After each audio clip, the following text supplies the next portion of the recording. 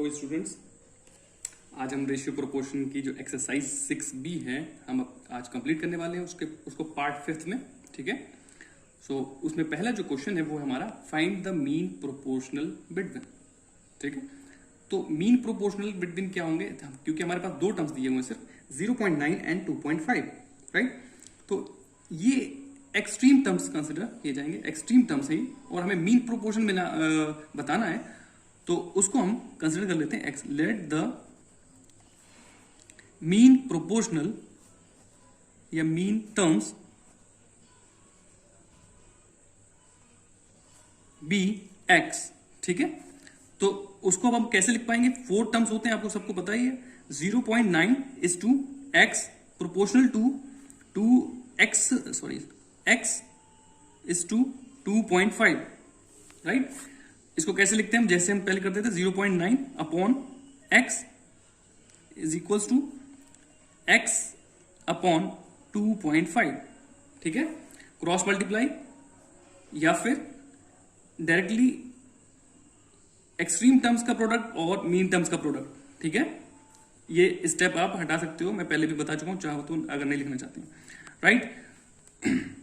तो देखिए 0.9 into 2.5 is equals to x into x. ठीक है, सो यहां हम इन दोनों की कैलकुलेशन कर लेते हैं। रफ में कैलकुलेशन मैंने कर ली है, आप लोग देख सकते हैं। आंसर आया हमारा 2.25, राइट। तो हम लिख देंगे 2.25। ठीक है, और x इंटू एक्स क्या होता है, एक्स स्क्वायर। यहां पर कई स्टूडेंट्स को कंफ्यूजन होती है कि x इंटू एक्स 2x होगा क्या, नहीं। तो x प्लस एक्स जब होता है तब 2x होता है, और x इंटू एक्स होता है तो x स्क्वायर होता है, हमेशा ध्यान रखिए। ठीक है, सो अब देखिए 2.25 x पर से स्क्वायर हटाने के लिए इस पर क्या लगा देंगे हम, अंडर रूट, राइट। सो इसका स्क्वायर रूट हम निकाल लेते हैं। ठीक है, जिनको नहीं आता वो यहां पर एक बार देख लीजिए। 2.25 ने लिया। पेयरिंग जो है वो होल नंबर्स और डेसिमल के बाद के नंबर्स की होती है, मतलब डेसिमल के बाद वाले यहां से पेयर हो जाएगा, और यहां से ये तो सिंगल ही है, तो एज इट इज रख लेंगे। सो यहां पर देखिए हम 1 टाइम्स रख सकते हैं, 1 1 जा 1, राइट। डेसिमल आ गया, डेसिमल लगा लीजिए आंसर में भी आप। फिर इसको रिमाइंडर जो है वो लिख लीजिए आप माइनस करके, 2 - 1 1 एंड 25 पूरा पेयर उतारते हैं, ध्यान रखिएगा, पेयर में ही उतारा जाता है, पूरा का पूरा उतार लिया। 125 हो गया। नाउ इन दोनों को ऐड कर लीजिए, 1 and 1 2। कितना लिख सकते हैं हम, क्योंकि यूनिट प्लेस पर 5 है तो हम 5 से करके देखते हैं। 5 5 ठीक है, राइट। यहाँ पर 5, यहाँ पर भी 5 रख लेते हैं। 5 है तो 25 एंड 5 to the 10 and 2 12। तो इस तरीके से ये पूरा सॉल्व करने के बाद मेरा आंसर जो है वो ये आ गया है 1.5। तो इसका मतलब ये किसका स्क्वायर रूट है, 1.5 का। बस यही हमारा आंसर हो गया, यानी कि जो मीन प्रोपोर्शनल्स हैं वो होंगे आपके 1.5 एंड 1.5। बस फिनिश। सो नेक्स्ट क्वेश्चन देखते हैं। नेक्स्ट क्वेश्चन है फ्रैक्शन फॉर्म में। ठीक है, लास्ट टाइम हमने डेसिमल का क्वेश्चन लिया था और इस बार हम फ्रैक्शन फॉर्म में ले रहे हैं। मैं सिंपल क्वेश्चंस ले रहा हूं, थोड़े से टफ ले रहा हूं, क्योंकि सिंपल आप लोग फिर कर ही लेंगे। ठीक है, जो जैसे कि क्वेश्चन हो सकता है 16 and 4 या फिर 3 and 27, इस तरीके से वो बहुत ईजी रहेंगे। ठीक है, so simply let the mean proportion be x. मैं लिख नहीं रहा हूं, मैं आपको बता चुका हूं, तो हम एक्स ही कंसिडर कर लेंगे।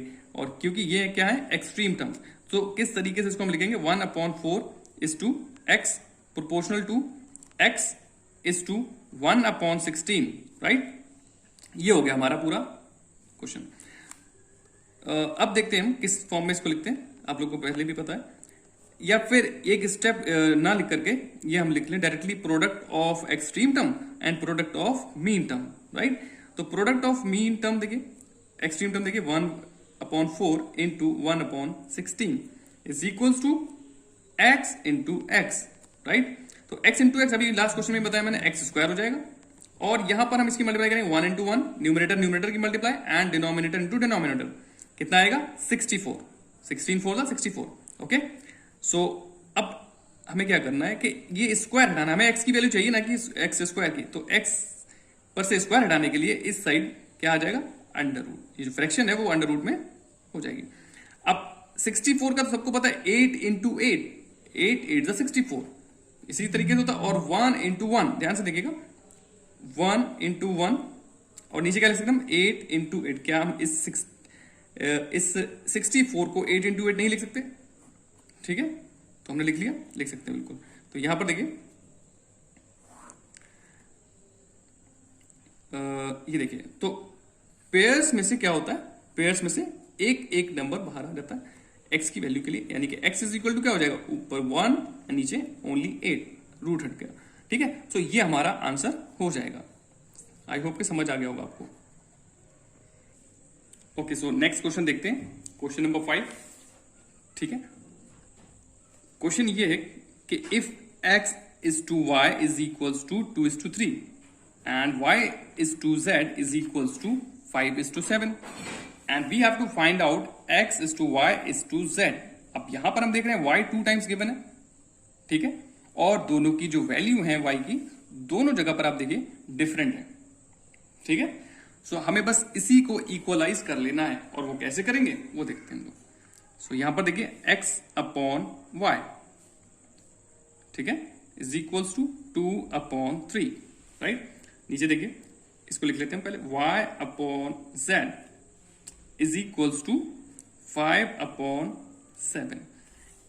अब हमें करना है इक्वलाइज y को, ठीक है, क्योंकि y की सेम वैल्यू आ जाएगी तभी तो हम वैल्यू फाइंड आउट कर पाएंगे। तो y क्या दिया हुआ हमें, 3 एंड 5। सो हम क्या कर लेंगे, एलसीएम ऑफ 3 एंड 5 कर लेंगे, जो कि कितना हो जाएगा, 15, ठीक है, 15 हो जाएगा। इट मीन्स कि हमें y की प्लेस पर दोनों y में 15 ले आना है, ठीक है। कैसे लेकर आएंगे, तो इतना तो हम लोग को पता ही होना चाहिए कैसे लेकर आएंगे। सो देखिए 2 into what and 3 into what, so that we will get 15 in the value of y, ठीक है, या in the denominator। so ऐसा क्या नंबर ले हम, तो 3 5 ले लें, ठीक है। अब जब यहां 5 लेंगे तो ऊपर भी 5 रखेंगे आप, तो 3 5 15, राइट, एंड 2 5 10। सेम यहां पर कर लेते हैं, 5 को किससे करें, जो कि हमें 15 मिल जाए, तो 5 3 होता है, सबको पता है, एंड नीचे भी वही सेम नंबर से मल्टीप्लाई, ठीक है, 7 3 21। तो 5 3 15, 7 3 21। अब आप देख लीजिए दोनों जगहों पर क्या हो गया है कि y की वैल्यू सेम आ गई है, 15। सो अब हम क्या लिख सकते हैं, x is to y is to z is equals to क्या हो जाएंगे, x हमारा कितना आया है 10, देखिए ध्यान से, x 10, y 15, okay. So y कितना आ गया 15 and z is equals to 21। बस ये हमारा आंसर हो गया। इसी तरीके के और भी क्वेश्चंस होंगे। ओके, सो नेक्स्ट क्वेश्चन देखते हैं। इस बार थोड़ा सा और डिफरेंट क्वेश्चन है, सेम कॉन्सेप्ट पर। If p q is equals to 1/2 is to 1/3, if p is to q is equals to 1/2 is to 1/3 and q is to r is equals to 1 whole 1/2 is to 1 whole 1/3, ठीक है। तो यहां पर mix fraction भी आ गया, आप देख रहे हैं, और ये फ्रैक्शन फॉर्म में है, सिंपल। तो फ्रैक्शन वाला ले लिया हमने, लास्ट हमने किया था सिंपल क्वेश्चन, अब हमने फ्रैक्शन में ले लिया ताकि फ्रैक्शन वाला भी समझ में आ जाए। तो हमें निकालना क्या है, find p is to r, p is to r निकालना है। तो पहले तो हम इसको मिक्स फ्रैक्शन को इम्प्रॉपर में कन्वर्ट कर लिया, देखिए 2 1 2 and 1 3 upon 2 and 3 1 3 and 1 4 upon 3, right. अब देखिए कैसे हम फाइंड आउट करेंगे, ठीक है। सो तो देखिए यहां पर Q की जो वैल्यू है वो दोनों साइड पर डिफरेंट है, राइट। यहां पर देखिए Q की वैल्यू ये है और यहां पर Q की वैल्यू ये है, ठीक है। तो हम इसी को दोनों को हमें इक्वलाइज करना है, ठीक है, ताकि हमारा आंसर आ जाए, ठीक है। हमें चाहिए p is to r।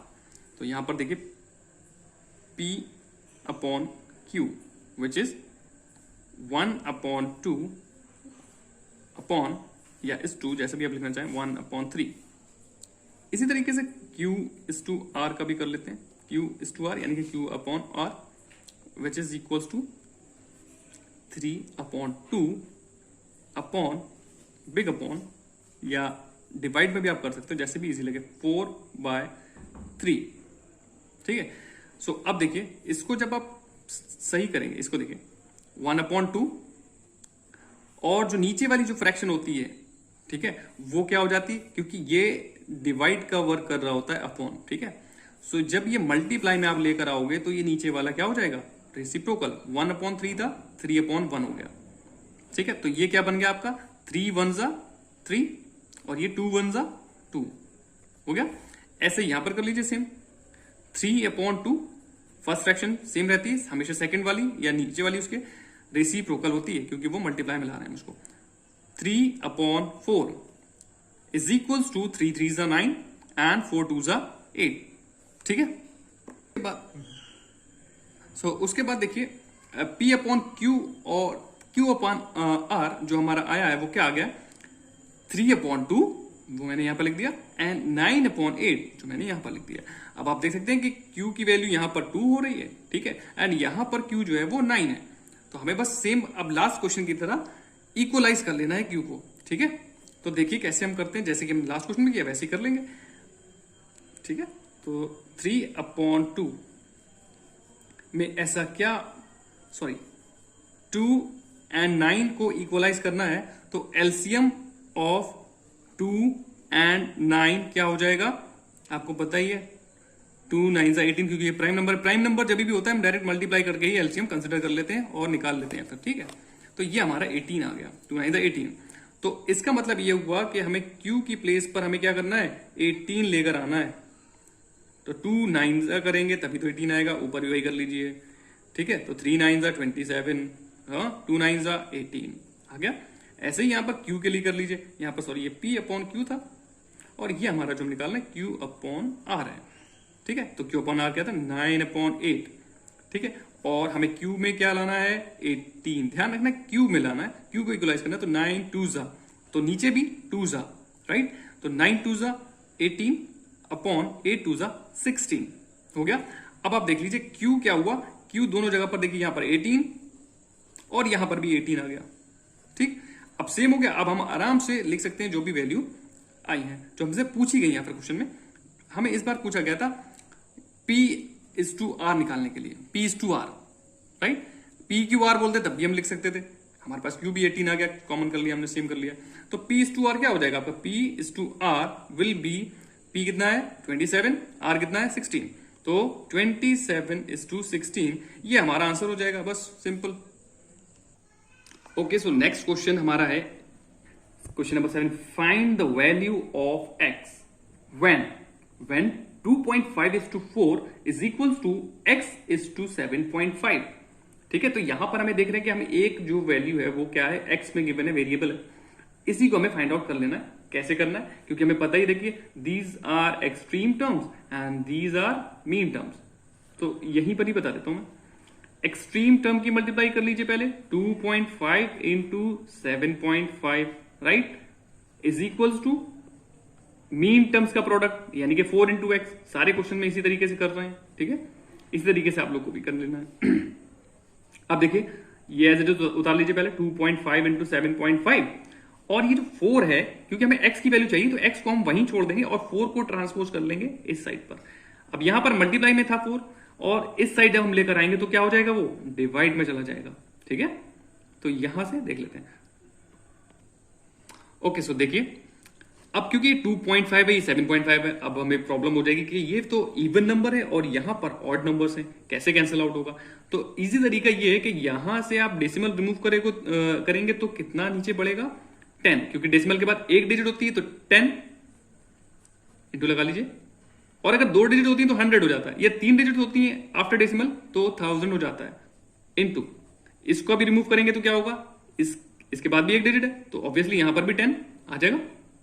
ठीक है, अब ऐसा करने से देखिए कितना इजी हो गया। अब हम इजीली कट कर पाएंगे, रिड्यूस कर पाएंगे फ्रैक्शन को। सो यहां से देखिए 5 5 25 एंड 5 2 10, और इसको देख लीजिए 5 1 5, 2 बचा इस 7 में, 25 हो जाएगा, 5 5 25 एंड 5 2 10। ठीक है, सो यहां पर 15 into 5, यहां ऊपर 15 आया, इस साइड 5 आया। ठीक है ना, सो इसको हम मल्टीप्लाई करके लिख देते हैं, 15 5 75, और यहां पर देखिए आप 2 4 एंड 2 ये बचा है। सो कैसे करेंगे, 2 4 8, 8 2 16, 16 से डिवाइड, यानी कि डिनोमिनेटर में 16 आ गया। अब इसको हम सॉल्व कर लेते हैं रफ में और आराम से आंसर आ जाएगा। सो 75/16 आया। हम इसको डिवाइड कर लेते हैं क्योंकि ये पूरी तरीके से कैंसिल आउट तो होगा नहीं, तो ये किस में आ जाएगा, ये आपका मिक्स फ्रैक्शन में आ जाएगा आंसर। देखिए 16 4 64 रख सकते हैं, सब्ट्रैक्ट करेंगे तो 11 आ जाएगा। अब हम इसको कैसे लिख सकते हैं, तो 16 जो डिनोमिनेटर में वो एज इट इज रहता है, और जो क्वोशिएंट आया हुआ होता है हमारा वो कहाँ होता है, बीच में, मिड में, as a whole number show करते हैं उसको, और रिमाइंडर हमेशा ऊपर। ठीक है, तो ये हमारा आंसर हो जाएगा, ये हमारी x की वैल्यू हो गई। ठीक है, आई होप कि आपको समझ में आ गया होगा। ये हमारा चैप्टर आज फिनिश हो गया। Please like share and subscribe to my channel. Thank you.